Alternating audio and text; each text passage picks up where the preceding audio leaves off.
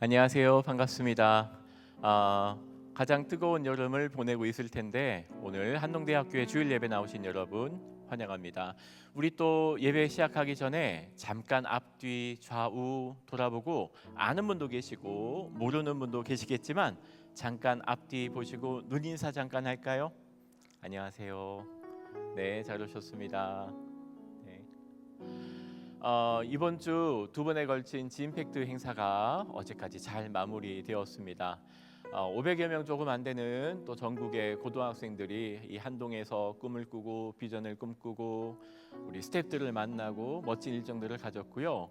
이제 아마 이번 주부터 본격적인 방학 같은 방학이 시작될 것 같습니다. 또 이 더운 여름 보내면서 우리 한동의 청년들 또 포항에서 보내는 이 시간이 성장과 또 회복의 시간 되기를 또 기도합니다. 함께 주일 예배로 모였습니다. 예배로 나가면서 우리 함께 기도로 나가기 원하는데요.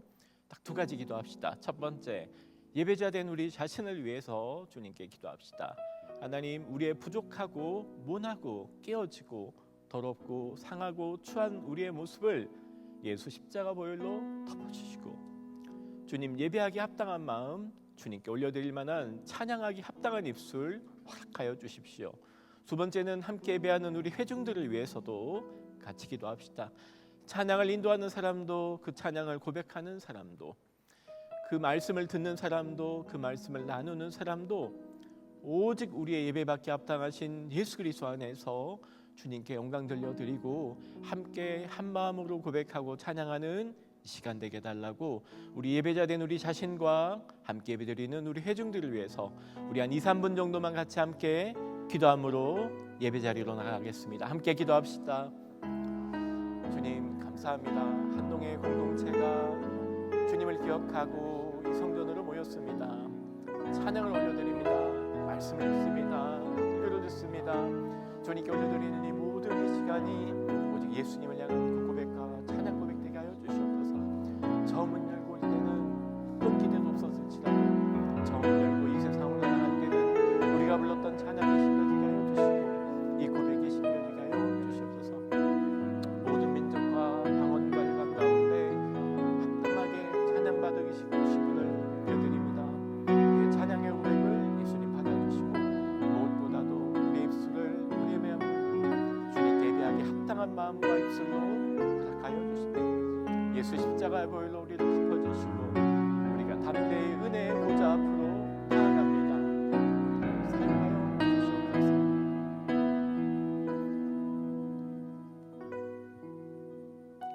그 십자가에서 우리의 이름을 바꿔주셨고 고아 같은 우리를 당신의 자녀로, 창기 같은 우리를 당신의 신부로, 잃어버린 양 같은 존재를 하나님의 친히 우리의 목자가 되어주신 하나님을 찬양합니다.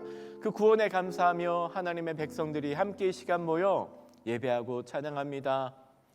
입술의 고백을 넘어서 마음과 영혼의 고백되게 하여 주시고 찬양을 인도하는 사람도, 함께 고백하는 사람도, 말씀을 선포하는 사람도, 함께 하나님의 말씀에 경청하는 우리 모두도 이 시간을 통하여 영광 받으실 예수님을 기억하고 저 문 열고 올 때는 어떤 기대도 없었을지라도 저 문 열고 세상으로 나갈 때는 우리가 불렀던 찬양의 고백이 또 함께 고백했던 하나님의 말씀이 우리 마음속에 담겨지게 하옵소서.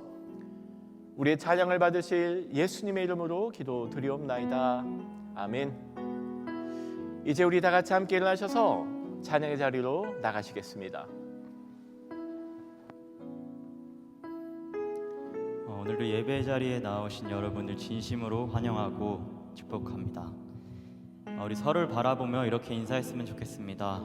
당신은 하나님의 사람입니다. 인사해볼까요? 당신은 하나님의 사람입니다. 한 번 더 가슴에 손을 얹고 한 번 더 고백했으면 좋겠습니다. 우리는 하나님의 사람입니다.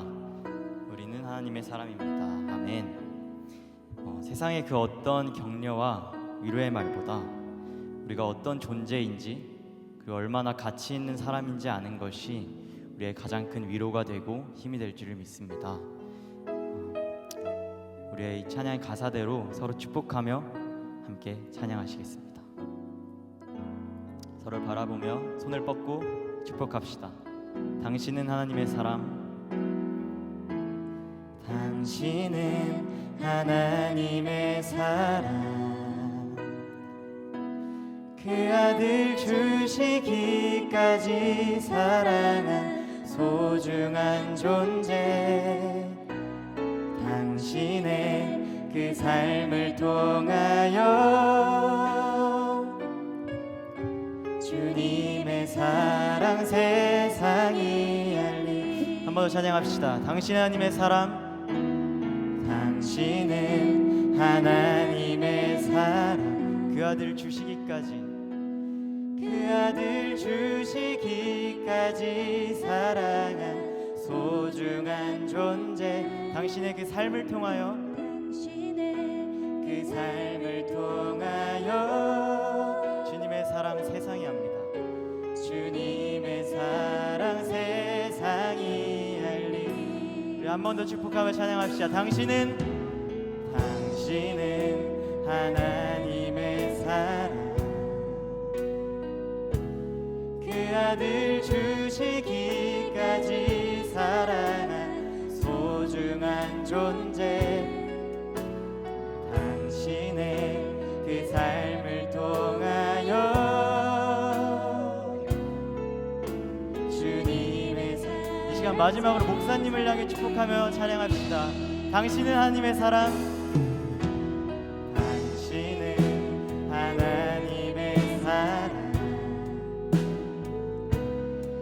아들 주시기까지 사랑한 소중한 존재. 당신의 그 삶을 통하여 주님의 사랑 세상이 알리. 세상은 그 사랑 모른다 해도, 세상은 그 사랑 모른다 해도,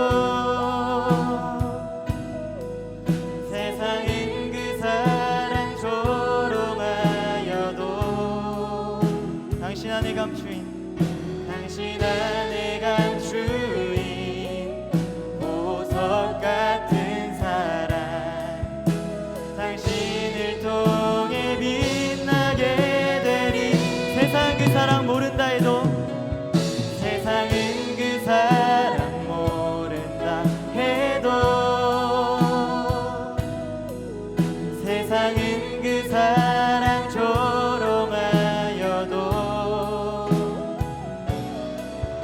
당신 안에 감추인 보석 같은 사랑. 당신을 통해 빛나게 되리. 마지막으로 고백합시다. 당신은 하나님의 사랑. 당신은 하나님의 사랑, 그 아들 주시기까지, 그 아들 주시기까지 사랑한 소중한 존재. 당신의 그 삶을 통하여 주님의 사랑 세상이 합니다. 주님의 사랑 세상이, 주님의 사랑 세상이 알리. 주님의 사랑 세상이 알리. 주님의 사랑 세상이 알리. 주님의 사랑 세상이 알리. 아멘. 영광의 박수 올려드리겠습니다. 축복합니다.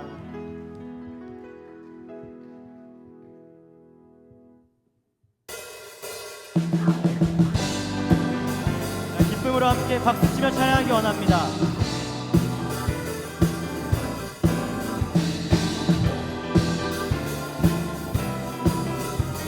주님의 그 사랑을 함께 노래합시다. 오랫동안 모든 죄 가운데 빠져 더럽기가 한량 어떤 아무 공로 없이 구원함을 얻어 하나님의 자녀 지금 되었네. 오랫동안 모든 죄 가운데 빠져 더럽기가 한량 어떤 아무 공로 없이 구원함을 얻어 하나님의 자녀 지금 되었네. 주의 그 사랑 한량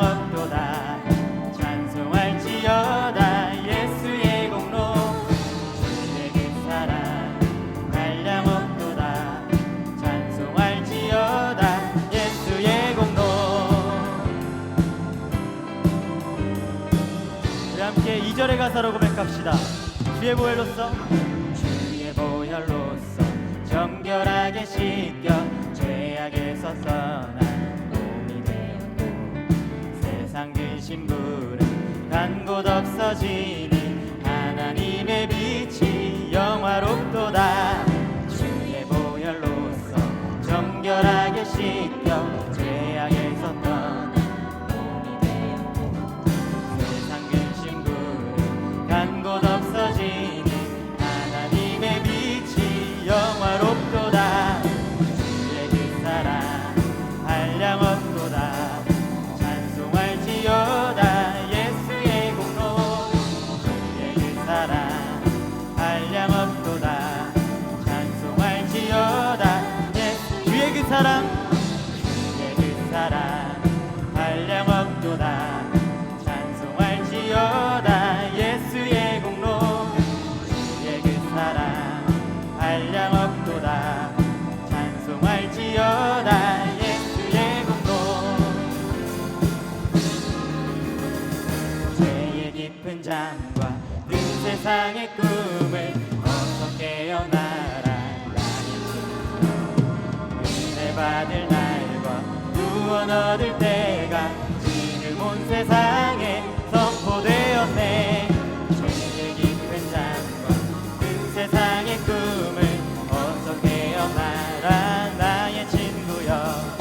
은혜 받을 날과 구원 얻을 때가 지금 온 세상에 선포되었네. 주의 그 사랑 한량없도다. 찬송할지어다 예수의 공로. 주의 그 사랑 한량없도다. 찬송할지어다 예수의. 주의 그 사랑 한량없도다. 찬송할지어다 예수의 공로. 주의 그 사랑 한량없도다. 찬송할지. 우리 함께 목소리로 고백합시다. 주의 그 사랑 한량없도다. 찬송할지어다 예수의 공로. 주의 그 사랑 한량없도다. 찬송할지. 마지막으로 고백합시다. 주의 그 사랑 한량없도다. 찬송할지어다 예수의 공로. 주의 그 사랑 한량없도다. 찬송할지어다 예수의 공로. 그 죄악 가운데서 건져내신 주님의 그 사랑을 함께 찬양합시다. 영광의 박수 올려드리겠습니다. 아멘.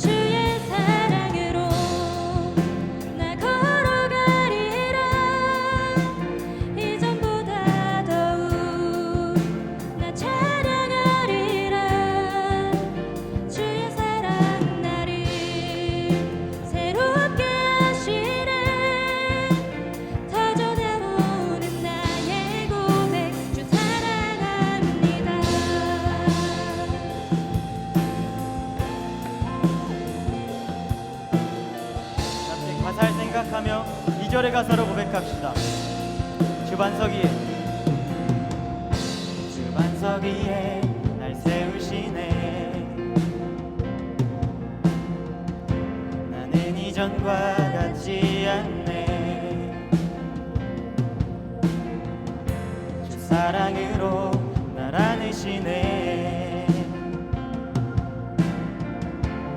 이상 나 부족함 없네. 꿈꾸지 못한 아름다움으로 모든 제한을 넘어 능력으로 초대하시네. 꿈꾸지 못한 아름다움으로 모든 제한을 넘어 능력으로 초대하시네. 주의 사랑으로 나 걸어가리라. 이전보다 더욱 나 찬양하리라. 주의 사랑 나를 회복해 하시네.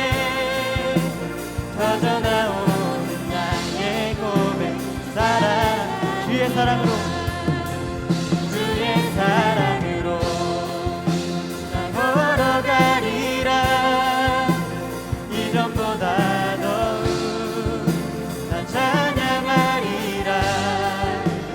주의 사랑 나를 회복해 하시네. 터져나오는 나의 고백 사랑합니다. 주님의 사랑으로 우리 부족함 없음을 고백합니다.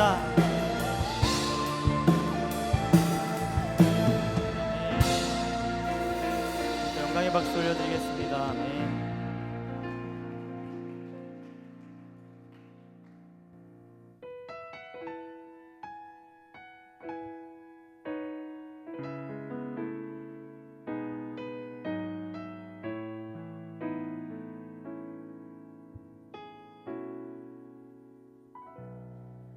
오 주여 당신 앞에 내 영혼 엎드립니다. 내 안에 가득한 세상에 소리를 뒤로 한 채 오 주여 당신 앞에 겸손히 엎드립니다. 주의 말씀으로 날 채우소서.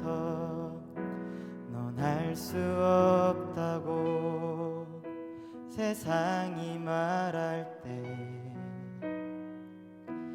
주의 오른손이 날 이끄시네. 넌 자격 없다고 내 영혼에 외칠 때 주의 보혈이 의롭다 하시네. 우리 함께 고백합시다. 오 주여 당신 앞에 오 주여 당신 앞에 내 영혼 엎드립니다. 내 안에 가득한 세상에 소리를 뒤로 한 채 오 주여 당신 앞에 겸손히 엎드립니다. 주의 말씀으로 날 채우소서. 한 번 더 고백합시다. 오 주여 오 주여 당신 앞에 내 영혼 엎드립니다. 내 안에 가득한 세상에 소리를 뒤로 한 채 오 주여 당신 앞에 겸손히 엎드립니다. 주의 말씀으로 날 채우소서. 넌 할 수 없다고 할 수 없다고 세상이 말할 때 주의 오른손이 날 이끄시네. 넌 자격 없다고 내 영혼에 외칠 때 주의 보혈이 의롭다 하시네. 나는 안 된다고 의심 속에 헤맬 때 못 박힌 두 손이 안아주십니다. 못 박힌 두 손이 안아주시네. 나 의미 없다고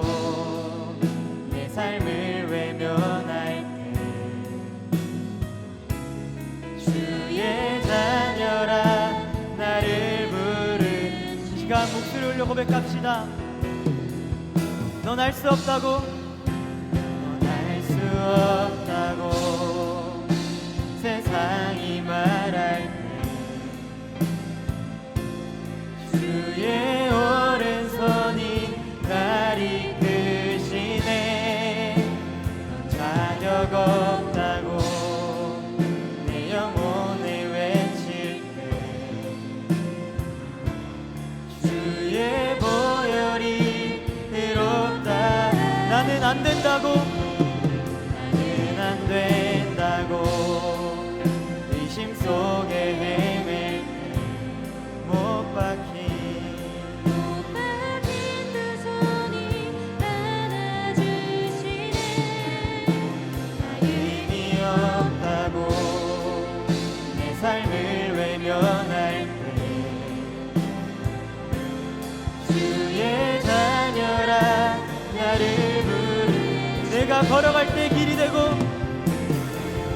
내가 걸어갈 때 길이 되고 살아갈 때 삶이 되는 그곳에서 아멘 예배하네. 내가 걸어갈 때 길이 되고 살아갈 때 삶이 되는 그곳에서 한 번 더 고백합시다. 내가 걸어갈 때, 내가 걸어갈 때 길이 되고 살아갈 때 삶이 되는 그곳에서 예배하네. 내가 걸어갈 때 길이 되고 살아갈 때 삶이 되는 그곳에서 예배하네. 신 곳에서 예배하네. 상황에도 나는 예배하네. 신 곳에서 예배하네. 상황에도 나는 예배. 한 번 더 고백합시다. 부르신 곳에서 예배하네. 상황에도 나는 예배하네. 신 곳에서 예배하네. 상황에도 나는 예배. 마지막으로 목소리로 고백합시다. 부르신 곳에서, 부르신 곳에서 나는 예배하네. 어떤 상황에도 나는 예배하네. 아멘. 부르신 곳에서 나는 예배하네. 어떤 상황에도 나는 예배하네. 어떤 상황에도 나는 예배하겠습니다. 어떤 상황에도 나는 예배하네. 어떤 상황에도, 어떤 상황에도 나는 예배하네.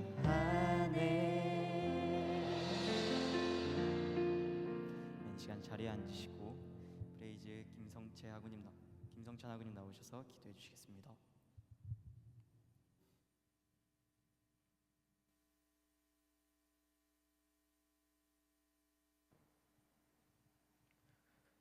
기도드리겠습니다.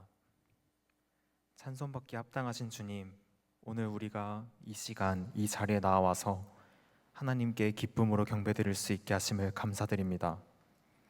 우리 삶 속에서 늘 항상 당신의 선하신 뜻대로 인도하신 그 은혜를 기억합니다. 단 한순간도 아버지의 통치하심이 미치지 않은 순간이 없었기에 하나님의 그 크고 아름답고 놀라우신 사랑과 이름을 이 시간 높여드립니다. 부디 주님은 홀로 영광 받으시옵소서. 지난 한 주간의 삶을 돌아봅니다. 얼마나 많은 죄악 가운데서 있었는지 모르겠습니다. 하나님께서 원하시는 모습대로 거룩히 구별되어 세상 속 빛으로서 온전하게 지내지 못한 우리의 악하고 연약한 우리의 모습들을 주님 앞에 모두 내어드립니다. 우리의 죄를 주님께 고백하오니 아버지 부디 용서하여 주옵소서. 그리고 앞으로 한 주간의 모습은 하나님께 부끄럽지 않은 주의 자녀로서의 모습으로 살아가게 하옵소서. 오늘 드리는 예배가 하나님 앞에 진심과 정성을 다하는 예배가 되게 하시옵고, 목사님의 입술을 통하여 우리에게 하시는 말씀과 그 음성에 귀 기울이고 우리 삶에 적용하여 삶의 예배로 이어나갈 수 있도록 성령님 부디 도우시옵소서. 감사드리며 우리를 죽기까지 사랑하신 예수님의 이름으로 기도드립니다. 아멘.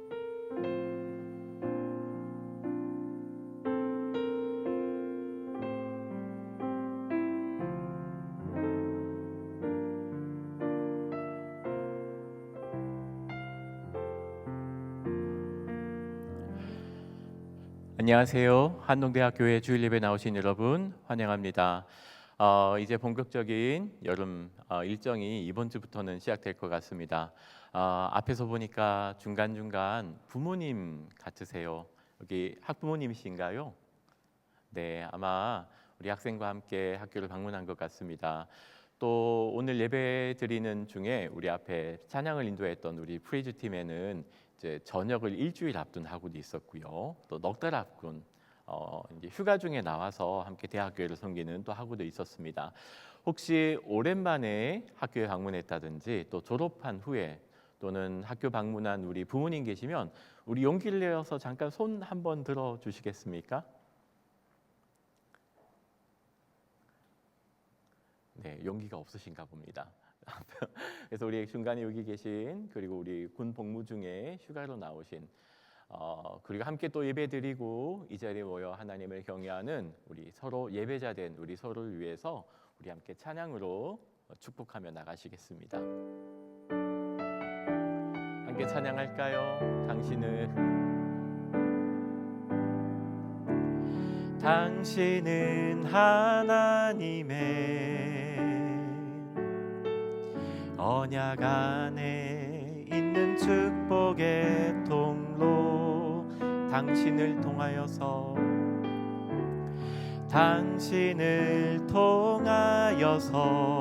열방이 주께 예배하기. 우리는 하나님의 같이 찬양할까요? 우리는 하나님의 언약 안에 있는 축복의 통로, 한동을 통하여서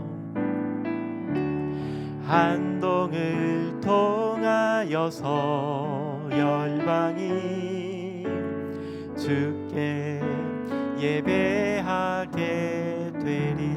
우리 그렇게 하실 하나님께 감사의 박수 올려드립시다.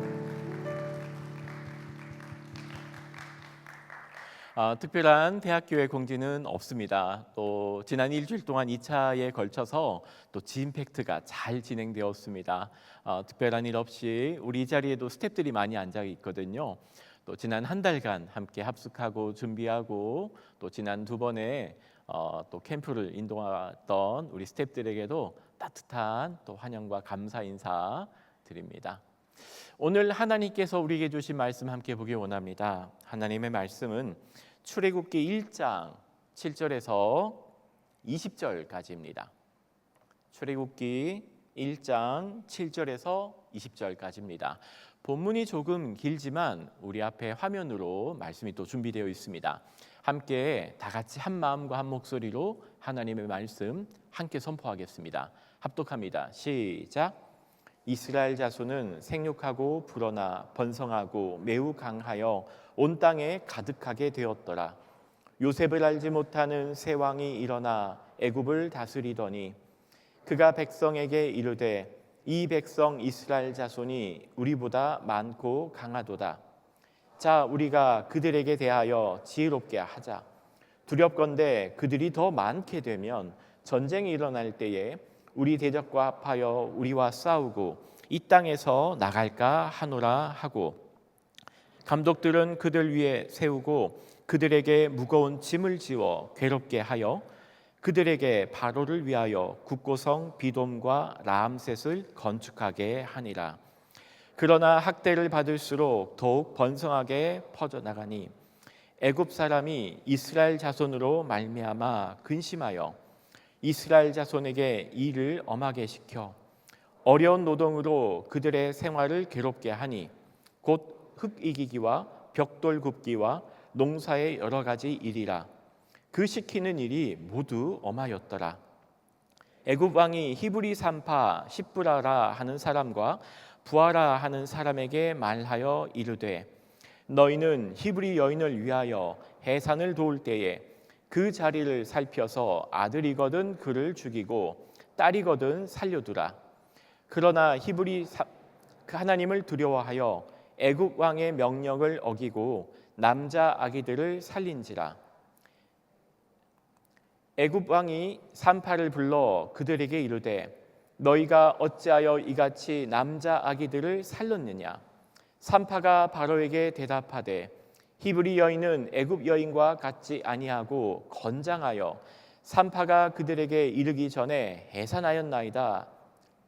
하나님이 그 산파 은혜를 베푸시니 그 백성은 번성하고 매우 강해지니라. 아멘.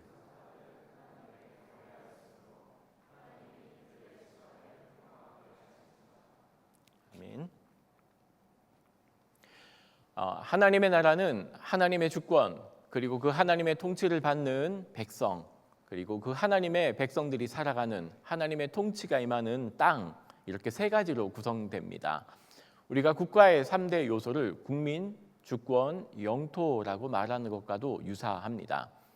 물론 하나님의 나라의 가장 중요한 건 하나님의 통치와 다스림, 하나님의 왕 되심입니다. 저희는 지금 모세오경의 말씀들을 함께 보고 있습니다. 우리가 오늘 보게 되는 출애굽기도 마찬가지입니다. 창세기가 하나님께서 아브라함의 하나님, 이삭의 하나님, 야곱의 하나님으로 불리는 이유가 무엇인가요? 하나님은 그 하나님 나라의 백성들을 준비하는 하나님으로 드러납니다. 또 출애굽기는요, 그 백성이 살아갈 그렇게 하나님의 통치가 임하는 영역, 공간, 땅이 필요하죠. 그렇게 하나님의 백성과 그 하나님의 백성들이 살아갈 하나님의 통치가 임하는 땅을 준비하시는 하나님 이야기가 출애굽기입니다. 70여 명의 가족이, 야곱의 가족이요, 이집트로 이민을 가게 됩니다. 그리고 이집트라고 하는 공간은 일종의 인큐베이터가 됩니다. 70명의 야곱의 가정이 350여 년의 시간을 거치면서 이제 수십만 명의 백성으로, 민족으로 커져나가는 이야기를 담고 있죠. 그런데 중간에 변화가 생깁니다. 요셉을 알지 못하는 새 왕이 일어납니다. 그 새 왕이 일어나 이집트를 다스리게 되면서 바로는 히브리인들의 인구가 급증하는 것을 두려워하게 되었다라고 말하고 있습니다. 9절과 10절을 잠깐 볼까요? 이 백성 이스라엘 자손이 우리보다 많고 강하도다. 자, 우리가 그들에게 대하여 지혜롭게 하자. 두렵건대 그들이 더 많게 되면 전쟁이 일어날 때에 죄송합니다. 제가 글씨를 잘 안 보여서 전쟁이 일어날 때 우리 대적과 합하여 우리와 싸우고 이 땅에서 나갈까 하노라. 이제 파라오의 염려와 두려움이 기록되어 있죠. 파라오가 두려워한 게 크게 두 가지입니다. 숫자가 많다는 거죠. 그래서 전쟁이 일어나면은 그들이 이집트를 배신해서 적의 편에 서면 어쩌지 하는 문제가 있었고요. 두 번째는 그러다가 그들이 이집트를 떠나게 되면 어쩔까 하는 두 가지 두려움이 이 바로에게 있었던 가장 큰 걱정이라고 그리고 있습니다. 자, 거기에 대한 바로의 반응이 뭐냐면요, 그들에게 대하여 지혜롭게 하자입니다. 여러분, 오늘 제가 여러분과 함께 나누는 주제가 지혜입니다. 좀 의아스럽기도 할 겁니다. 오늘 본문을 끌어가는 중요한 키워드가 있는데 그게 지혜입니다. 됩니다. 무엇이 우리를 지혜롭게 합니까? 그 지혜를 어떻게 얻을 수 있고 누구에게서 지혜를 배울 수 있을까요? 오늘 저는 여러분과 함께 이 출애굽기 1장을 통해서 우리가 얻을 수 있는 참된 지혜에 대해서 말씀을 나누고자 합니다. 본문을 보면 알듯이 바로는 전혀 지혜롭지 못합니다. 히브리 민족의 수가 늘어나는 것을 두려워했던 바로가 짜낸 지혜는 우리가 보는 것처럼 10절에 잘 나와 있습니다. 파라오가 짜낸 지혜는 무거운 짐을 지우자입니다. 그래서 파라오를 위해서 국고성 비돔과 라암셋을 건축하게 하자. 이게 별로 지혜롭지 않은 결정인 걸 아셨나요? 중노동은 인구 조절 정책과 아무 상관이 없어 보이기 때문이에요. 파라오가 두려워한 건 숫자입니다. 백성들이 는다는 겁니다. 히브리인들이 숫자가 는다는 산하자한 정책을 펴야 할 텐데 독특하게 파라오가 집행한 정책은 중노동, 힘든 노역을 시키는 일이었습니다. 이게 좀 이상하게 들리셔야 됩니다. 힘든 노역을 시키는 게 산하제한 정책과 관련이 있어 보이세요? 그렇게 딱히 없어 보이기 때문입니다. 목적이 있을 것 같아요. 히브리 민족에게 국고성을 짓기 위한 힘든 노역을 시키는 데는 분명 목적이 있을 겁니다. 일단 중노동을 시키면, 힘든 노역을 시키면 지치겠죠. 그러다 보면 인구가 낮아질 가능성도 있을 겁니다만은 이게 그렇게 직접적으로 다가오지 않으실 겁니다. 적어도 출산을 통해서 이렇게 뭔가를 조절하기 시작하면요, 이제 전쟁에 나갈 이 남성들이 두렵잖아요, 파라오가. 그러면은 그 효과가 언제 나타나게 됩니까? 그래도 히브리인들은 16세를 성인식을 치르게 됩니다. 16세가 지나야 손에 칼과 창을 든 용사, 군사로 설 수 있는 나이거든요. 그러면 적어도 이 정책이 16년이나 걸린다는 거잖아요. 산하제한 정책이라는 게. 그게 그렇게 효율적으로 보이지 않는다는 겁니다. 그러니까 중노동을 시켜서 출산율을 떨어뜨려도 전쟁의 위협을 떨어뜨리는 데는 효과적이지 않는다는 뜻입니다. 조금 어렵게 들렸겠지만 이해는 되셨습니까? 파라오의 정책이 그렇게 지혜롭지 못하게 보인다는 겁니다. 이게 단순히 인구 증가를 낮추는데 목적이 있지 않다는 걸 말해준다는 겁니다. 자, 그러면 이렇게 강제 노역을 통해서 중노동을 통해서 파라오가 기대한 효과는 무엇일까요? 아마도 지금 당장 적군이 쳐들어온다면은 이 히브리 민족이 적군편에 서서 이집트와 싸울 수 있는 청장년 남성들의 숫자를 줄이는 데 있었던 것으로 보입니다. 이집트에서 발견되는 여러 고문서들 중에 이런 문서가 있습니다. 11절에 보면은 비돔과 람셋이라고 하는 도시가 나오죠. 이 비돔과 람셋이라고 하는 대도시를 지은 파라오가 흔히 람세스 2세라고 말하는 이집트 19왕조의 유명한 왕 때 만들어진 도시입니다. 그래서 이제 고고학자들은 이 출애굽기의 배경을 람세스 2세 파라오가 통치할 때 있었던 일이지 않을까 이제 예상을 하는 것이죠. 굉장히 큰 도시입니다. 지금도 이집트를 가면은 비돔과 람셋에 어마어마한 신전이 그대로 남아 있습니다. 그만큼 큰 도시였고요. 계획 도시였습니다. 여기에 파라오가 히브리인들을 강제 노역으로 부역으로 동원시켰다는 겁니다. 자료를 보니까 이런 자료가 나와요. 이집트는 굉장히 큰 토목 공사를 많이 하지 않습니까? 우리가 보는 것처럼 피라밋, 제가 피라밋을 딱 한 번 본 적이 있거든요. 사이즈가 어마어마합니다. 돌 하나가요 20m, 20m입니다. 그게 수천 개, 수만 개가 쌓여 있는 겁니다. 그래서 이제 그 20m 되는 돌이 막 몇십 톤씩 하는 거거든요. 이걸 어떻게 옮겼나? 그래서 이제 불가사의에 막 나오는 거잖아요. 건축물을 나눌 때 어마어마합니다, 진짜. 이게 토목 공사를 진행할 때 많은 인원이 동원되는데 발견되는 자료 중에 수로 공사였습니다. 이제 물길을 끌어와서 나일강에서 사막 쪽으로 수로를 끌어오는 공사에 공사를 하면서 공사 현장에 목숨을 잃은 노동자의 숫자가 12만 명에 달했다라는 기록이 나오더라는 거예요.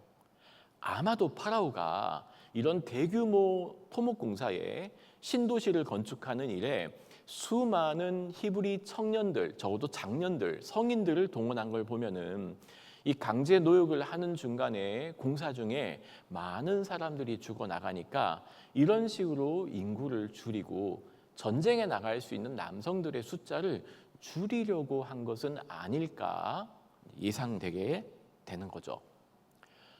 파라오가 두려워한 게 두 번째가 있습니다. 히브리인들이 밖으로 도망가는 일이었습니다.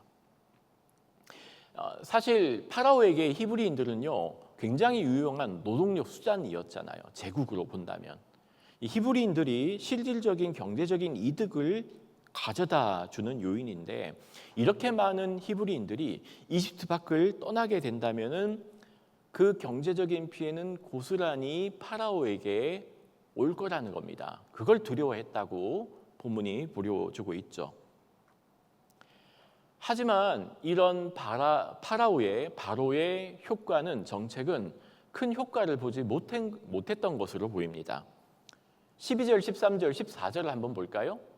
그러나 학대를 받을수록 더욱 번성하게 퍼져나가니 애굽 사람이 이스라엘 자손으로 말미암아 근심하여 오히려 학대를 받으면 받을수록 강제 노역과 고된 중노동을 하면 할수록 더욱더 숫자가 늘더라는 겁니다. 그래서 바로는 더욱더 엄한 노동을 시킵니다. 흙 이기기, 벽돌 굽기, 농사들을 같이 시키는 겁니다. 아마 그전에는요 벽돌을 제공한 것으로 보여요. 근데 이제는 벽돌을 주지 않는 겁니다. 벽돌도 니들이 만들어, 밥도 니들이 해먹어. 약간 이렇게 나간 것 같다는 겁니다. 이 정책의 효과는 있었을까요? 없었을까요? 본문에 보는 것처럼 성경은 효과에 대해서 기록하지 않습니다. 다른 말로 전혀 효과가 없는 정책이었던 것으로 보입니다. 우리가 그들에 대하여 지혜롭게 하자라고 짜낸 묘수와 수많은 정책들이 바로의 지혜는 세상의 어리석음이었기 때문인 겁니다. 하나님의 역사의 주관자 되신 그 이끄심 앞에 파라오의 정책은 한낱 인간의 어리석음이었을 뿐이라는 걸 본문은 우회적으로 말하고 있는 것으로 보입니다. 자, 그런데 15절을 들어가면요 갑자기 분위기가 변화합니다. 중노동 정책과는 전혀 다른 정책이 소개가 되죠. 파라오가 세 번째로 행한 정책은 무엇입니까? 산화 제한 정책입니다. 근데 이게 좀 독특합니다. 오늘 저희가 이제 15절, 16절을 중심으로 오늘 말씀을 보게 되는데요. 이 15절, 16절에 나오는 파라오의 세 번째 정책이 굉장히 흥미로운 대목입니다. 히브리 산파, 조산사들을 부릅니다. 지금은 저희가 이제 다 분만실을 찾아가고 병원을 찾아가서 이제 아이를 낳잖아요. 이때는 이제 조산사가 있었습니다. 미드와이프라고 하죠. 아이를 낳을 때가 되면은 산모 옆에서 아이를 분만할 수 있도록 돕는 히브리 조산사들을 파라오가 몰래 부릅니다. 뭐라고 얘기하냐면 16절 해산을 도울 때에 그 자리를 살펴서 아들이거든 죽이고 딸이라면 살려두라는 말을 전한다는 겁니다. 이 정책이 앞선 정책과는 굉장히 결과 질을 다르게 한다는 게 느껴지실 겁니다. 몇 가지 의문점이 나오죠. 왜 모든 애들을 죽이면 되잖아요. 왜 남자아이들을 죽이라고 했을까요? 이스라엘 자손들의 수를 죽일 게 목적이라면 남녀 상관없이 다 아이들을 죽이는 게 훨씬 효과적이지 않나요? 두 번째, 왜 바로는 신생아를 죽이라고 했을까요? 앞에서 살펴본 것처럼 파라오가 가지고 있는 걱정거리를 해결할 수 있는 조치가 전혀 아닙니다. 전쟁에서 이집트를 배신하고 적군의 편에 싸울 수 있는 장정들을 죽이는 것이 아니라 어린아이, 남자아이들을 죽이는 것이 어떻게 왕의 걱정과 두려움을 해소할 수 있을까? 이게 조금 이해하기 어려운 부분입니다. 제가 지금까지 좀 길게 앞부분을 끌어왔죠. 저 15절과 16절에 나와 있는 파라오의 말을 조금 더 구체적으로 보려고 하기 때문입니다. 자, 일단 16절에 나와 있는 파라오의 명령을 잠깐 살펴볼까요? 저 문장을 보면은 조금 독특한 문장이 있습니다. 16절에 그 자리를 살펴서라고 하는 문장이 보이세요? 파라오가 아이를 다 죽이는 게 아니라는 겁니다. 뭐에 따라서 남자아이라고 하면 죽이게 될 거냐면은 그 자리를 살펴서입니다. 자리를 살핀다는 게 무슨 뜻인가요? 자리를 왜 살피죠? 아마 여러분이 영어 성경을 가지고 있다면 번역이 조금 다르게 되어 있는 것을 볼 수 있을 겁니다. 원문을 보면요, 두 돌이라고 되어 있어요. 자리를 살핀다는 게 두 돌을 보고서라고 번역이 되는 겁니다. 그 두 돌을 자리를 살펴서라고 번역을 했습니다. 히브리어는요, 수가 단수, 복수, 양수가 있습니다. 양수 들어보셨나요? 처음 들어보시죠? 왜냐하면 한국말에는 수체계에 단수와 복수만 있지 양수가 없기 때문입니다. 양수는요, 단수도 아니고 복수도 아니에요. 사실 복수에 속하는 건데 눈, 코, 손, 발, 귀처럼 항상 짝으로 있는 명사들이 있죠. 귀도 두 개고 눈도 두 개죠. 손도 두 개죠. 이런 걸 쓸 때 사용하는 숫자가 양수라고 부릅니다. 손은 양수를 붙여요. 왜? 손은 두 개잖아요. 눈도 두 개죠. 그래서 양수를 붙입니다. 이럴 때 양수라고 하는 표현을 쓰는데 두 돌들이라고 할 때 그 양수가 붙어 있습니다. 그러니까 돌이 쌍으로 있는 돌이라는 뜻이에요. 그래서 이걸 영어 성경은 어떻게 번역했냐면요. When you see them on the birthstool, 다른 말로 두 조산대 위에 있을 때라고 번역을 합니다. 직역을 하면 영어 성경은 그렇게 번역을 했습니다. 아마 히브리인들이 아이를 낳을 때요, 아이를 낳는 그 산모의 이제 엉덩이 밑에다가 두 돌을 두는 겁니다. 아마 흙으로 묻지 않게 하려고 한 것 같아요. 깨끗하게. 아마 그 돌들은 깨끗하게 씻겨 있을 거고요. 두 돌이 있는 이유는 뭘까요? 딸을 놓는 곳과 아들을 두는 돌이 두 개가 있었던 것으로 보입니다. 네. 이렇게 되어 있는 히브리 성경을 한국 성경에는 자리를 살펴서라고 번역하다 보니까 그 의미가 좀 잘 전달되지 않은 것 같아요.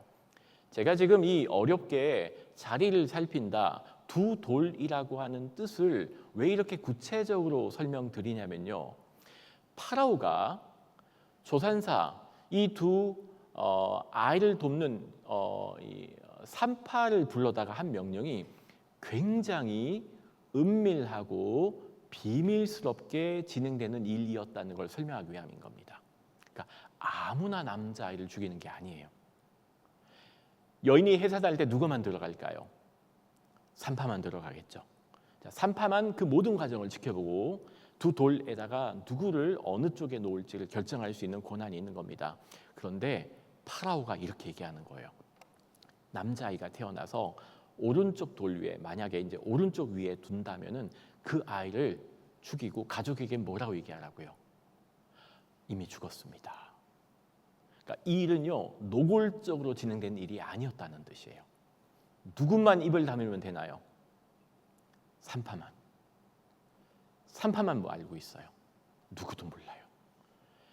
파라오가 이 히브리 조산사들을 불러다가 한 명령은요, 굉장히 은밀하고 비밀스럽게 산파만 입을 다물면 아무도 모르게 넘어갈 수 있도록 끔찍한 죽음을 자행하는 일로 명령을 내렸다는 겁니다. 근데 한국어 성경에서는 그냥 자리를 살펴서라고 번역을 하다 보니까 파라오가 내린 명령이 얼마나 은밀하고 비밀스러운 명령이었는지가 제대로 표현되지 않은 것처럼 보입니다. 밑에 보이는 것처럼 영어 성경은요, 조금 더 제가 말씀드린 것처럼 직역해서 보여줍니다. When you see them on the birthstool, 조산대 위에 있을 때라고 영어 성경들은 다 번역을 합니다. 산모가 분만대 위에 있을 때 아직 가족 중에 아무도 아이의 성별을 알지 못할 때 그 산의 아이들을 죽이라는 뜻이죠. 바로의 명령은 이렇게 굉장히 비밀스럽고 은밀하게 하지만 끔찍한 방법으로 이루어져 나갑니다. 이게 파라오의 지혜였어요. 무섭습니다. 잔인합니다.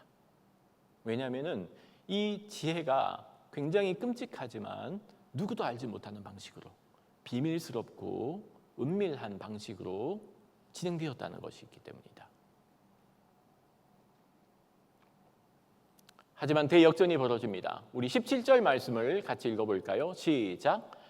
그러나 산파들이 하나님을 두려워하여 애굽 왕의 명령을 어기고 남자 아기들을 살린지라.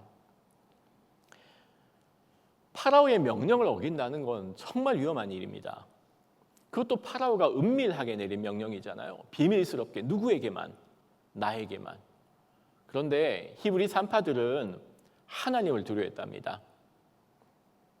그래서 남자아이들을 살려줍니다. 자신의 목숨을 내놓을 만한 용기가 없으면 할 수 없는 말이었어요. 하지만 산파들은 이집트의 파라오보다 하나님을 두려워했기 때문에 담대하게 아이를 살려주게 됩니다. 하나님이 일하시는 순간입니다. 하나님이 일하시는 순간이 오게 됩니다.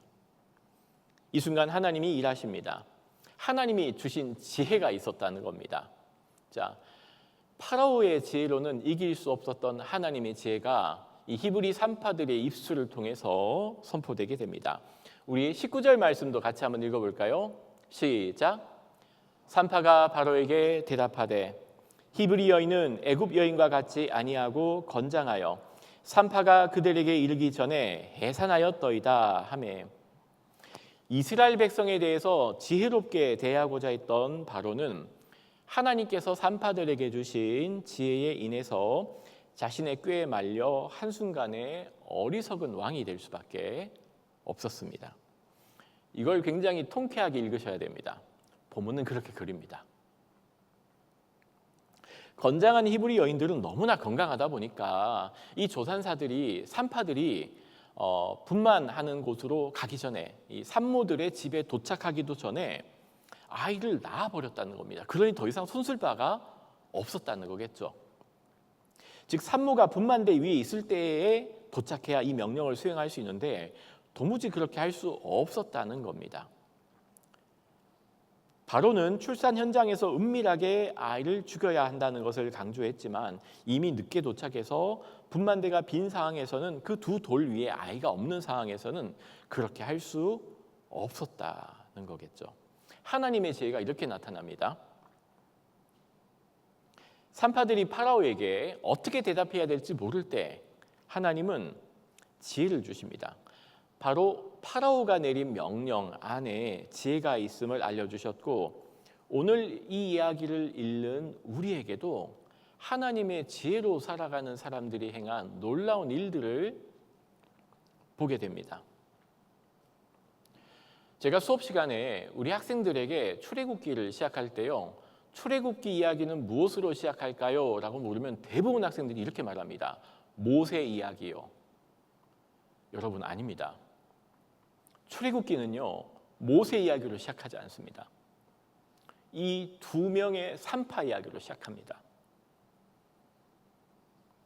이 두 명의 산파는요. 앞으로 일어날 하나님의 사건의 마중물이 된 여인들입니다. 두 여자가 무슨 일을 할 수 있을까요? 그것도 고대 근동세계에서, 그것도 이집트 제국의 노예로 살고 있는 두 나이든 여인이 할 수 있는 일이 뭐가 있을까요? 우리 눈에는 아무것도 없어 보이죠. 왜? 힘도 없고 영향력도 없고 늙었잖아요. 그냥 조산사 역할이잖아요. 그런데 출애굽기는요. 이 두 명의 조산사 이야기로 시작합니다. 이 두 조산사가 하나님을 두려워했다. 하나님께서 주셨던 지혜로 파라오에게 대항했던 그 믿음과 지혜와 경외가 갈대 상자를 잊게 합니다. 모세를 잊게 하는 마중물이 되었던 겁니다. 오늘 우리는 이 두 여인을 통해서 위대한 믿음의 사람들의 이야기를 보게 됩니다. 이 두 산파가 파라오 명령을 거부하고 지혜롭게 말할 수 있는 근원이 뭐가 있었나요? 함께 찾아볼까요?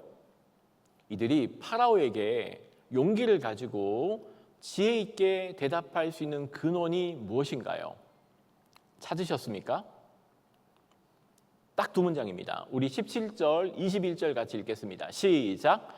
그러나 산파들이 하나님을 두려워하여 애굽 왕의 명령을 어기고 남자 아기들을 살린지라. 21절. 그 산파들은 하나님을 경외하였으므로 하나님이 그들의 집안을 흥왕하게 하신기라. 자, 두 번에 반복하여 나오는 히브리 산파들이 하나님 앞에 보인 태도는 무엇인가요? 하나님 경외입니다. The fear of the Lord. 두려워하다, 경외하다 똑같은 문장을 하나는 한국말로, 하나는 한자로 표현한 겁니다. 히브리 성경은 같은 단어가 쓰여 있습니다. 하나님을 두려워하는 마음. 한자로 바꾸면 하나님 경외입니다. 자, 이 두 산파의 삶의 태도가 나옵니다. 그건 바로 하나님 경외입니다. 산파들은 하나님이 무서운 줄 알았어요.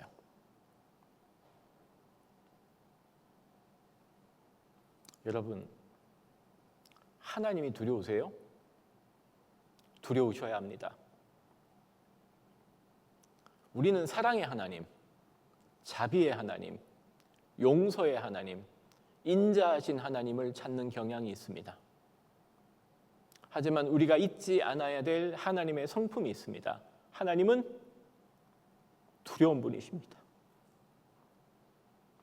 하나님은 우리가 무서워해야 되는 분입니다.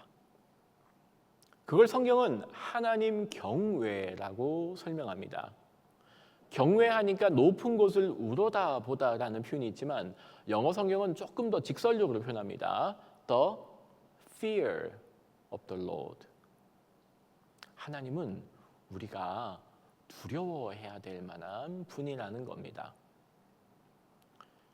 이 두 히브리 산파는 하나님이 무서운 분인 줄 알았습니다.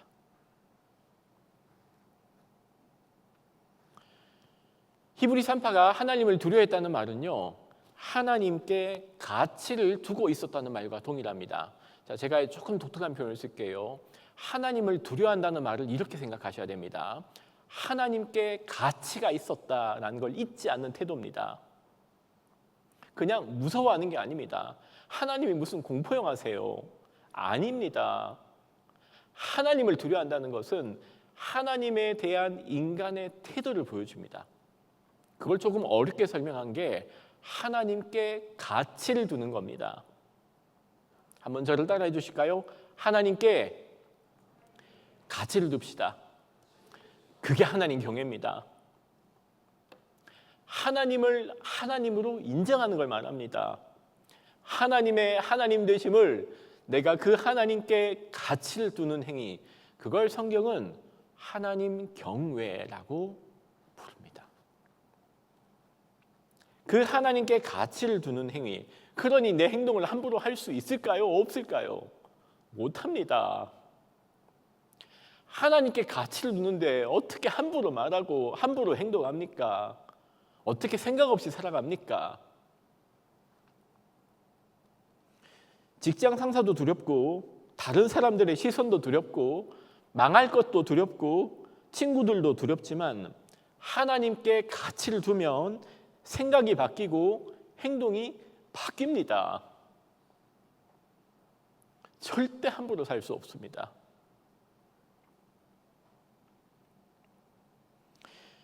환경이 사람들이 더 이상 두렵지 않은 건 아닐지라도 하나님께 가치를 두면, 하나님을 경외하면 적어도 하나님께서 우리가 어떻게 행동하기를 원하시는지 생각하고 살게 됩니다. 하나님께 가치를 두는 행동대로 생각대로 행동할 때 우리는 하나님을 두려워하는 자로서의 삶을 살아가게 됩니다. 하나님께 가치를 두는 행위 때문에 불이익 받을 수 있습니다. 내가 지금까지 쌓아왔던 것이 무너질 수도 있습니다. 그게 두렵기도 합니다. 하지만 산파들의 경우에는 이런 위험들이 하나님께서 책임지신다는 것을 보여줍니다. 그들이 하나님께 가치를 두고 살아갈 때 그들이 받는 위기와 어려움 속에서 하나님은 그들의 피할 바위와 산성이 되어 주신다는 것을 오늘 출애굽기는 보여줍니다.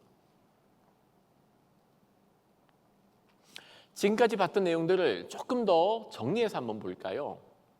하나님 경외, the fear of the Lord를 한번 이렇게 표현해 봅시다.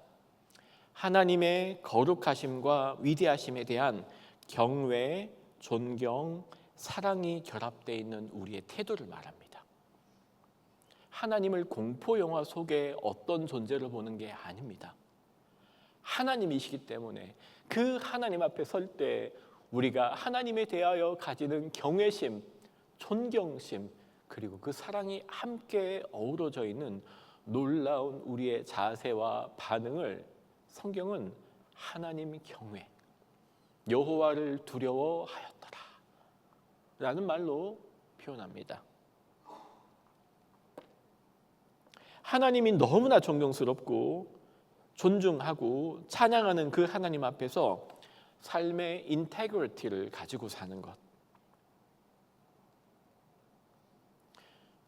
정말 지혜롭고 똑똑하고 올바른 삶을 살고 싶다면 그 하나님을 경외하면 됩니다. 어리석고 세상 망하게 살 수 있는 길이 하나 있습니다. 하나님 두렵지 않게 살아가십시오.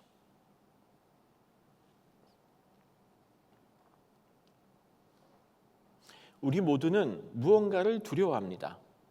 상실이 두렵습니다. 내가 가진 평안, 부, 안전, 지위, 현재의 위치와 풍요함이 사라질까 봐 우리는 두려워하기도 합니다. 때로는 부모님이 무섭기도 합니다. 부모님이 내게 원하는 바를 채우지 못해서 전전긍긍하기도 합니다. 김 부장, 박 사장이 두렵습니다. 반 친구들이 두렵기도 하고 동료들이 나를 어떻게 볼지가 두렵고 직업을 잃을기가 두렵고 사랑하는 사람에게 사랑받지 못할 것이 두렵기도 하고 내가 지금까지 쌓아왔던 그 공든탑들이 한순간에 무너지지는 않을까 우리는 두려워하기도 합니다. 하지만 하나님을 두려워하는 사람은 세 가지 특징으로 살게 됩니다. 첫 번째, 옳지 않은 상황에서 옳은 일을 합니다. 첫 번째, 옳지 않는 상황에서도 옳은 일을 합니다. 아무도 보는 이 없습니다. 나 혼자 입국 딱 타고 있으면 아무도 몰라요. 은밀한 일입니다.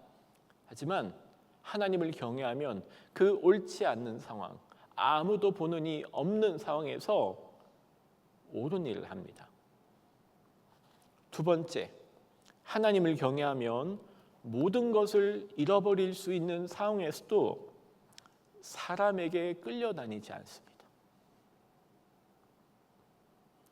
사람에게 목줄 끌려다니고 질질 끌려다니지 않게 됩니다. 셋째, 자기 자신을 사랑하기보다 하나님께서 내게 맡기신 생명을 지켜내기 위해 모든 것을 바칠 줄 아는 헌신을 하게 됩니다. 여기서 중요한 단어가 하나 있습니다. 생명입니다. 오늘 본문에서요, 두 가지 지혜가 나타납니다. 파라오의 지혜는요, 죽음과 생명을 짓밟는 일로 나타났죠. 그것도 은밀하게, 노골적이지 않습니다. 조용하게, 아무도 모르게, 나만 입 닫고 있으면 누구도 알지 못하는 방식으로. 하지만 하나님의 지혜는 생명을 살리는 일로 나타나게 됩니다. 여러분, 두려움의 대상을 선택하셔야 됩니다. 첫 번째입니다. 내가 누구를 두려워할지 선택하셔야 됩니다. 17절 산파들은 하나님을 두려워하여 애굽 왕의 명령을 따르지 아니하니라. 두 가지 두려움이 있다는 겁니다. 바로에 대한 두려움과 하나님에 대한 두려움. 여기에서 두 산파는 뭘 선택했나요? 여호와 경외를 선택합니다. 첫 번째, 모든 첫 번째 과정은 이렇게 시작합니다.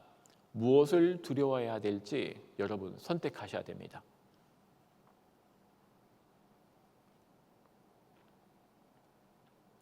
두 번째, 그렇게 선택했을 때 내려지는 결과가 있습니다. 하나님 경외가 가져다주는 결과가 있습니다. 그게 뭐냐면 지혜입니다. 하나님은 하나님을 경외하는 자들에게 이 세상을 뛰어넘는 지혜로 이끄십니다. 그 두렵고 무서운 헤게모니의 정점에 서 있는 파라오 앞에서 담대하게 생명을 구하는 입술로 대응할 줄 아는 지혜가 주어집니다.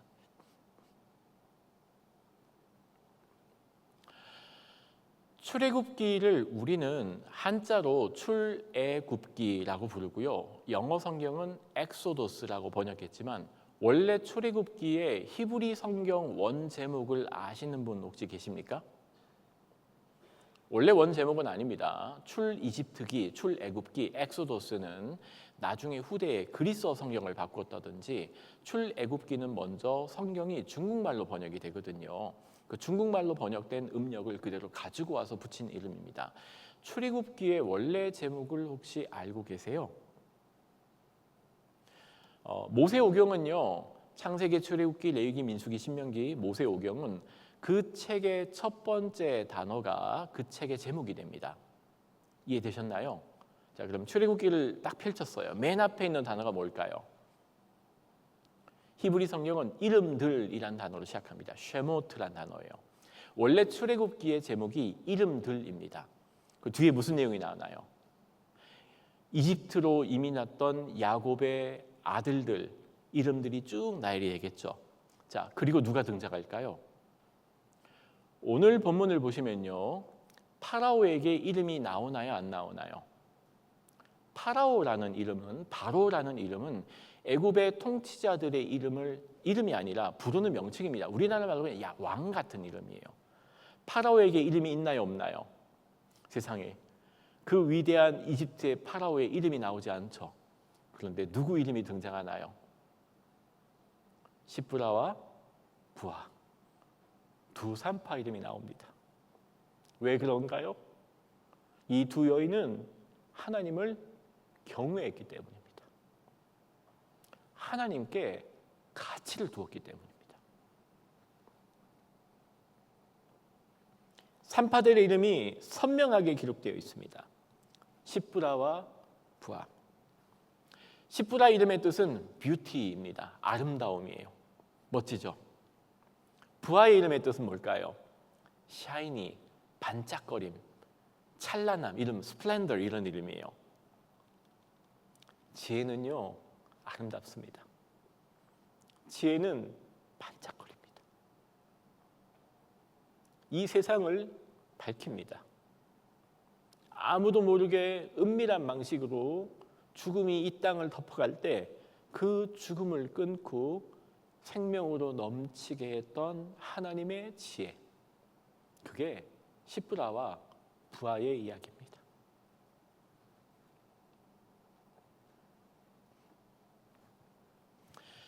한나 아렌트라고 하는 철학자의 책이 있습니다. 너무 유명한 책이라 요즘은 중학생도 아는 책 이름입니다. 예루살렘의 아이히만이라는 책입니다. 철학책이지만 대중서적으로, 인문학서적으로 잘 알려져 있죠. 아이히만은 2차 세계대전 중에 유대인 600만 명 이상을 학살하는데 결정적인 관여를 한 나치 실무자, 공무원입니다. 이 사람이 이제 잡히게 된 겁니다. 이제 신문 세탁을 하고 유럽 전 지역을 돌아다니다가 결국은 체포가 되었고 법정에 서게 됩니다. 예루살렘으로 호송이 되었고요. 그 예루살렘에서 재판을 받는 과정 중에 이 여성 철학자 한나 아렌트가 그 재판을 참관하게 되면서 있었던 일들로 자신의 책의 이야기가 시작하게 됩니다. 한나 아렌트가 이 아히만을 보니까 너무 평범하더라는 겁니다. 그냥 옆집 아저씨였어요. 그냥 말 그대로 옆집 아저씨라고 불릴 만한 머리에 뿔이 있다든지 눈이 삐쭉 올라가 있다든지 목소리가 못됐다든지가 아니었어요. 그냥 차분하고 조용한 옆집 아저씨라는 겁니다. 어떻게 이 평범한 사람이 그 거대한 악을 저지를 수 있었을까? 한나 아렌트가 두 가지에 주목합니다. 첫 번째, 그 사람의 언어 표현이었어요. 말을 하는데 굉장히 일상적인 표현을 쓰더라는 겁니다. 두 번째, 제가 그냥 이 책에서 말하는 표현을 그냥 직역하겠습니다. 순전한 무사유, 조금 쉽게 바꿔볼까요? 생각 없음, stupidity, 멍청함이라고 번역이 됩니다. 두 번째 특징이 있는데 생각이 없습니다. 굉장히 일상적인 언어를 사용해서 평범한 속에 아무 생각을 하지 않은 채 자신에게 주어진 공무원으로서 일을 성실히 한 사람, 그게 그 큰 위대한 악을 낳았다라는 거예요. 어마어마한 큰 악을. 한나 아렌트가 이 책의 거의 마지막 결론으로 이런 표현을 씁니다. 악의 평범성, 많이 들어보셨죠?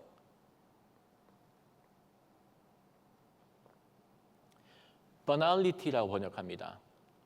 banal이란 말이 평범하다, 흔하다 이런 형용사이거든요. 여기 이제 lyty를 붙여가지고 명사형 banality of evil, 악의 평범성이라고 한국말로는 번역되었습니다. 일본어로는요, 일본 책에서는 악의 진부함이라고 번역이 되었고요. 독일 책에서는 악의 천박함이라고 번역이 되었어요. 굉장히 흔하다, 값싸다, 일상적이다 이런 뜻을 가지고 있거든요. 한국에서 이걸 악의 평범성이라고 번역을 했는데 잘된 번역으로 평가가 됩니다. 악의 평범성은요, 누구나 그 악이 될 수 있다는 개념이 아닙니다. 악의 평범성이라고 하는 단어의 핵심은요, 생각 없음입니다. 생각을 안 하고 사는 겁니다. 이걸 영어에서는요, stupidity라고 번역을 합니다. 설교 시간에 조금 적절해 보이지 않는 표현일 수 있겠지만 제가 그냥 멍청함이라 부르겠습니다. 그 생각 없음이, 멍청함이 거대한 악을 불러오는 통로가 되더라는 겁니다. 한나 아렌트가 책에서 이렇게 표현합니다. 그는 전형적인 공무원입니다. 그런데 한 명의 공무원, 그가 정말로 다름 아닌 한 명의 공무원일 때 그는 정말로 위험한 사람입니다. 왜? 그냥 공무원으로 사는 겁니다. 뭐 하지 않고 생각 없이 멍청하게 사는 겁니다. 시프라와 부하는 생각할 줄 알았습니다. 무엇보다도 하나님을 두려워할 줄 알았습니다. 하나님을 경외한다는 말은요, 생각이 살아있다는 뜻입니다. 생각하고 살았다는 말입니다. 하나님께 가치를 두었다는 뜻입니다. 하나님을 경외한다는 말은 시브라와 부하의 생각은 살아있었다라는 뜻과도 동일합니다. 생각하고 살지 않으면요, 하나님 경외할 수 없습니다.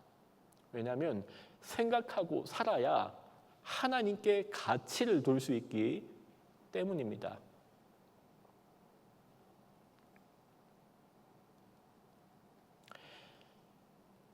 (1933년부터) 아돌프 히틀러가 독일의 수상으로 취임을 하게 됩니다. 이제 나치라고 하는 당이 일당 독재로 1945년 폐망할 때까지 독일을 이끌어가는 전체주의적인 정권을 이끌게 됩니다. 역사상 독일 가장 어두웠던 시간이라고 말하는 기간이 그 1933년에서 폐망하게 되는 1945년이라고 말합니다. 이 나치가 끌었던 세 가지 정책이 있습니다. 딱 세 가지밖에 없습니다. 첫 번째 군국주의, 두 번째 전체주의, 세 번째 반유대주의. 이 세 가지 가치로 12년 동안 백성들을, 국민들을, 민중들을 선동합니다. 사람들이 다 선동되는 겁니다. 그런데 그걸 이상하게 여기는 사람도 있었겠죠, 당연히. 왜 이러나 우리나라가. 그 중에 디트리히 보네퍼라고 하는 목사님이 있으셨습니다. 이 30대 젊은 목회자는 정권이 자행하는 잔혹 행위에 대해서 방송과 언론과 설교를 통해서 공개적으로 비판을 시작합니다. 수년 동안 사람들의 생각을 바꾸려고 노력하고 애쓰셨었어요. 그러다가 1943년 집으로 와보니 경찰 2명이 기다리고 있습니다. 그대로 투옥 생활을 하게 됩니다. 이분이 감옥에 있는 동안 뭘 했을까요? 글을 써내려갑니다. 편지를 씁니다. 책을 씁니다. 책의 주제는 한 가지였습니다. 시인과 사상가의 나라였던 이 나라가 어쩌다가 비겁한 사람들, 사기꾼들, 범죄자들로 넘쳐나게 되었는가. 이게 감옥에서 보네퍼 목사님을 끌어갔던 주제였어요. 이 나라가 왜 이렇게 되었는가. 보네퍼 목사님이 생각한 우리나라가 이렇게 된 지형의 원인을 딱 찾게 됐습니다. 혹시 그 단어가 뭘까요? 그게 멍청함이었습니다. 이건 제가 한 말이 아니라 제가 인용합니다. stupidity, 그냥 멍청함이었습니다. 목사님의 글을 나중에 옥중서간 또는 옥중서신이라는 책으로도 번역이 됩니다. 그 중에 10년 후, 10 years after라고 하는 아티클에 이런 표현이 나와 있습니다. 선에게 악보다 더 위험한 적은 멍청함이다. 악한 것에는요, 우리가 맞설 수 있습니다. 저항합니다.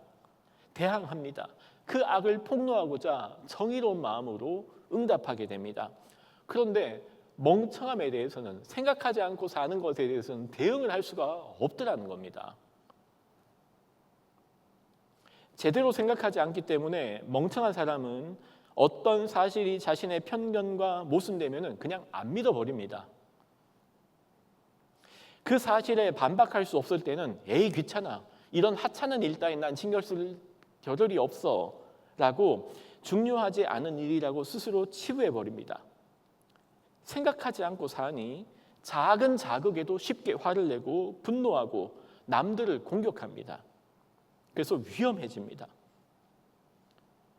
그래서 멍청한 사람들을 대할 때는 악한 사람을 대할 때보다 더 조심해야 되더라는 겁니다. 가장 큰 문제는 누구도 멍청한 사람을 위협한 사람으로 인식하지 않는다라는 겁니다. 생각하지 않는다는 것은 지능의 문제가 아닙니다. 학위와 아무 상관이 없습니다. 한국말에 헛똑똑이란 말이 있습니다. 비슷한 개념 같습니다. 학위가 아무리 많아도요, 우리는 생각하지 않고 살 수 있습니다. 머리 회전은 빠르지만 멍청한 사람이 있고, 사고력과 수학 능력은 떨어지지만 지혜로운 사람이 있습니다. 우리에게 정말 참된 지혜가 필요합니다. 오늘 본문은 그 지혜를 어디서 얻게 된다고 말하고 있나요? 우리 앞에 있는 잠언과 시편 말씀을 같이 한번 읽어보겠습니다. 시작. 여호와를 경외하는 것이 지혜의 근본이라. 하늘이 땅에서 높음같이 그를 경외하는 자에게 그의 인자심이 크심이로다. 아멘. 하나님께 가치를 두고 삽시다. 경외하는 사람은 그 생각이 살아있는 사람입니다. 그 하나님께 가치를 두기 위하여 내 생각을, 나의 사고를, 나의 의식을 그분을 향하여 뻗어나가며 그것이 나의 삶으로 드러나기 위하여 때로는 그 경외로 말미암아 내 삶에 닥치는 위기라고 할지라도 그 위험을 감수해내는 용기.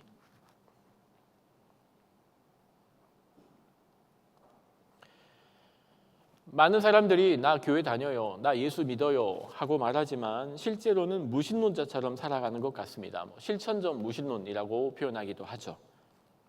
하나님이 내 삶과는 아무 상관없는 것처럼 생각 없이 무사유로, 무사고로 하나님께 가치를 두지 않고 하루하루 평범한 일상을 보내기도 합니다.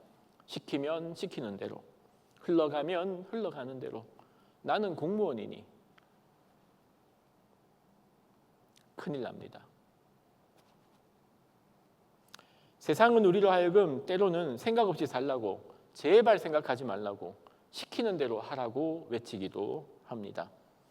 의미 없이 툭툭 내뱉은 그 말 한마디 한마디로 우리는 그 악의 평범성 속에서 아무 문제 없이 살기도 합니다. 생각하고 살지 않으면 사는 대로 생각합니다. 그래서 늘 생각하고 살아야 합니다. 히브리 산파들은 달랐습니다. 하나님을 경외했습니다. 하나님의 가치가 이 산파들을 이끌었고 하나님을 생각하며 하루하루를 보냅니다. 은밀한 중에 보시는 하나님을 기억했고 그 하나님에게 가치를 두었고 그 하나님을 그렇게 경외하고 살았습니다. 하나님 경외는 때때로는 에스더처럼 죽으면 죽으리다 라고 말하는 아니요 라고 말할 수 있는 용기가 되고 지혜로 나타나기도 합니다. 하나님의 생명의 하나님, 그 생명을 풍성하게 하는 일에는 무엇이든지 예 라고 말할 수 있는 용기로 나타나기도 합니다. 우리 모두 하나님의 지혜가 필요합니다. 생각하고 삽시다. 사는 대로 생각하면 큰일 납니다. 하나님께 가치를 두고 삽시다. 20대 청년의 시기를 보내고 있는 한동의 청년 여러분, 이 혼돈스럽고 어지럽고 앞이 보이지 않고 그래서 불안한 20대를 어떻게 사시겠습니까? 50대인 저도 마찬가지입니다. 생각하며 삽시다. 하나님께 가치를 두고 삽시다. 하나님을 경외하며 삽시다. 여호와를 경외하는 것이 지혜의 근본입니다. 기도하시겠습니다. 우리 잠깐 기도할 때 하나님의 지혜를 구합시다. 하나님, 제가 하나님께 가치를 두지 않고 사는 대로 생각했던 나의 어리석음을 용서해 주십시오. 제가 멍청하게 살지 않겠습니다. 생각하며 살겠습니다. 내 생각이 살아있는 사람이 되고 원합니다. 나의 생각과 나의 행동과 나의 의식을 하나님께 둘 줄 아는, 하나님을 경외하는 사람 되게 하여 주옵소서. 기도합시다. 어둡고 두려운 상황 앞에서 타협했던 삶이 있습니까? 회개합시다. 내려놓읍시다. 하나님 용서하여 주시옵소서. 하나님의 자비와 은혜를 구합시다. 단호하게 끊지 못했던 죄의 문제가 있다면 하나님의 지혜로 맞섭시다. 하나님, 나를 불쌍히 여겨 주옵소서. 우리 잠시 맡겨준 말씀을 기억하며 우리의 2, 3분 정도 같이 기도하는 시간 가질까요? 같이 기도하시겠습니다. 하나님, 그렇습니다. 우리 이름이 어디에 기록되어 있는지 묻기 원합니다.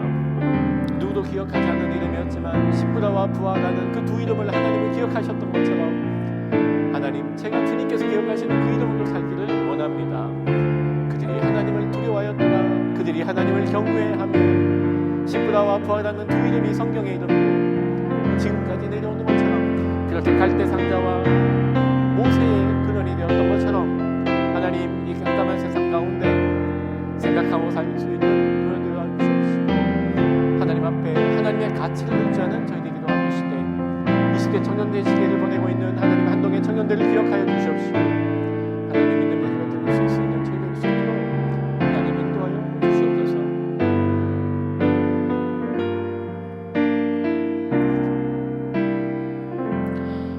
20대인들 누구도 기억하지 않는 이름이었지만 하나님은 십부라와 부하의 이름을 기억하셨습니다.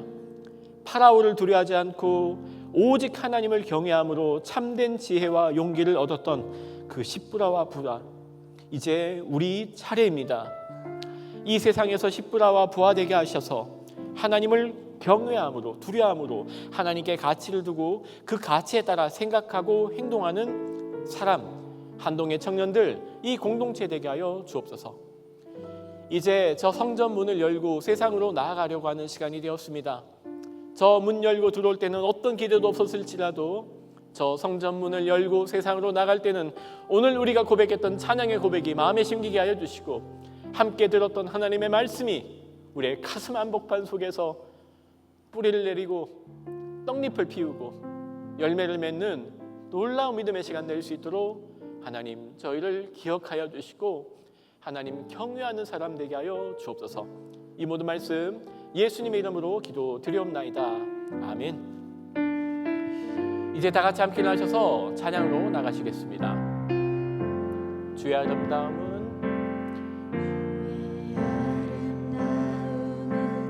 말로 다 영원할 수 없고 주님의 그 놀라우심은 다 표현할 수가 없네. 누가 그 지혜를 깨닫고 누가 깊은 사랑 증량할까. 보좌에 앉으신 주의 위엄 아름다우신 주님. 내가 주를 경외함으로 내가 주를 경외함으로 주님 앞에 홀로 섭니다. 찬양 받으시기 합당한 거룩하신 주. 내가 주를 경외함으로 내가 주를 경외함으로 주님 앞에 홀로 섭니다. 찬양 받으시기 합당한 거룩하신 주님.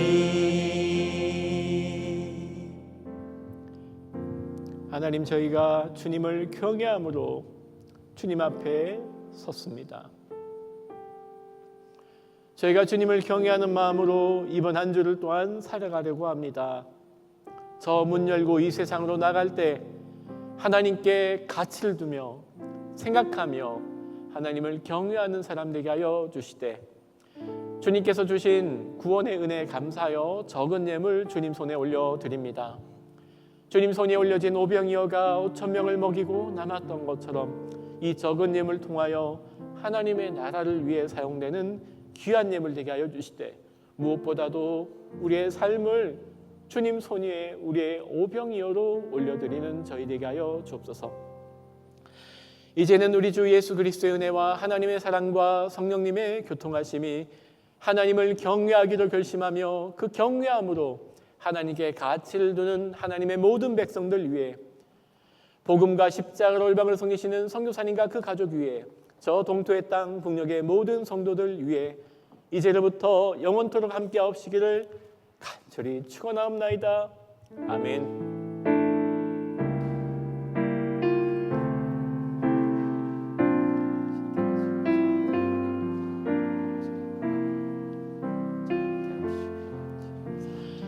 예배를 마쳤습니다. 이번 한 주도 하나님과 동행하시며 하나님을 경외하는 한 주 되시기를 축복합니다. 평안히 돌아가시고 다음 주 뵙겠습니다.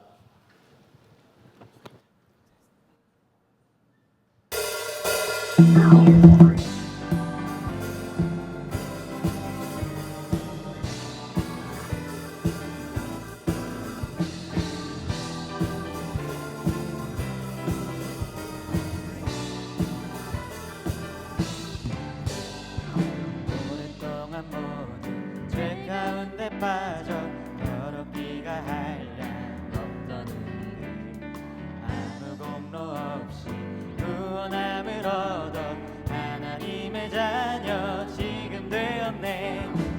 오랫동안 모든 죄 가운데 빠져 더럽기가 한량 없던 우리를 아무 공로 없이 구원함을 얻어 하나님의 자녀 지금 되었네.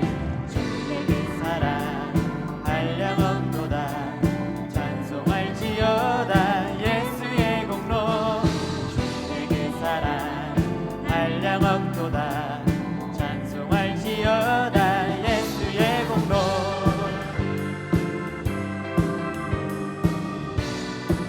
이 절의 가사로 고백합시다. 주의 보혈로써 정결하게 씻겨 죄악에서 떠난 몸이 되었고 세상 근심구름 간 곳 없어지니 하나님의 빛이 영화롭도다.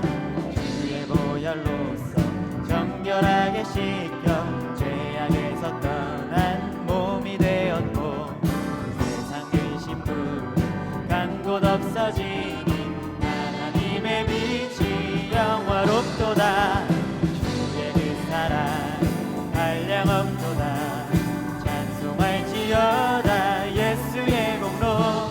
주의 그 사랑 한량없도다 찬송할지어다 예수의 공로. 주의 그 사랑 한량없도다 찬송할지어다 예수의 공로. 주의 그 사랑 한량없도다 찬송할지어다 예수의 공로. 죄의 깊은 잠과 뜬 세상의 꿈을 어서 깨어나라 나의 친구여.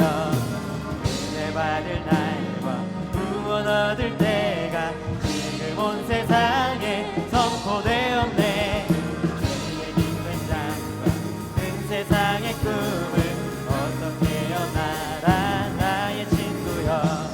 은혜 받을 날과 구원 얻을 때가 지금 온 세상에 선포되었네.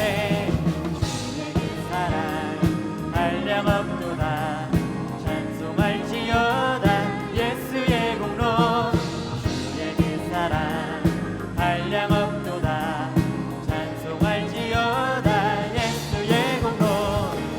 주의 그 사랑 한량없도다 찬송할지어다 예수의 공로. 주의 그 사랑 한량없도다 찬송할지어다 예수의 공로. 주의 그 사랑 한량없도다 찬송할지어다 예수의 공로. 주의 그 사랑 한량없도다 찬송할지어다 예수의 공로. 주의 그 사랑 한량없도다 찬송할지어다 예수의 공로. 주의 그 사랑 한량없도다 찬송할지어다 예수의 공로. 우리를 죄에서 자유케 하신 주님의 그 사랑을 찬양합니다. 아멘.